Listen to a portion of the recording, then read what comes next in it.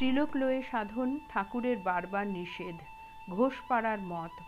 আবার নারায়ণকে সম্বোধন করে বলছেন, হরিপদ সেই পাতানো মা এসেছিল, আমি হরিপদকে খুব সাবধান করে দিয়েছি, ওদের ঘোষপাড়ার মত।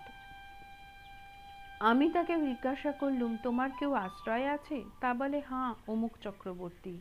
শ্রী রামকৃষ্ণ মাস্টারের প্রতি। আহা, নীলকণ্ঠ সেদিন এসেছিল, এমন ভাব, আর একদিন আসবে বলে গেছে, গান শোনাবে। আজ ওদিকে নাচ হচ্ছে, দেখো গে, যাও না। রামলালকে। তেল নাই যে? ভাঁড় দৃষ্টে। কই তেল?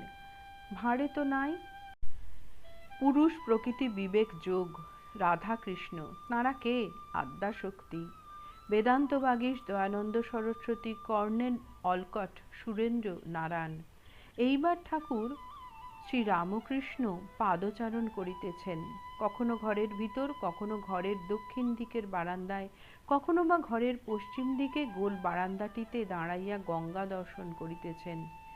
সঙ্গ, এনভায়রনমেন্ট, দোষ, গুণ, ছবি, গাছ, বালক। কিয়ৎক্ষণ পরে আবার ছোট খাটটিতে বসিলেন। বেলা 3টে বাজিয়া গিয়াছে। ভক্তেরা আবার মেঝেতে আসিয়া বসিলেন। ঠাকুর ছোট খাটটিতে বসিয়া চুপ করিয়া আছেন। একবার ঘরের দেওয়ালের দিকে দৃষ্টিপাত করিতেছেন। দেওয়ালে অনেকগুলি পট আছে। ঠাকুরের বাম দিকে শ্রী শ্রী বীণাপাণির পট, তাহার কিছু দূরে নিতাই গৌর ভক্ত সঙ্গে কীর্তন করতেছেন। ঠাকুরের সম্মুখে ধ্রুব ও প্রহ্লাদের ছবি, মা কালীর মূর্তি। ঠাকুরের ডান দিকে দেওয়ালের উপর রাজরাজেশ্বরী মূর্তি, পিছনের দেওয়ালে যিশুর ছবি রহিয়াছে।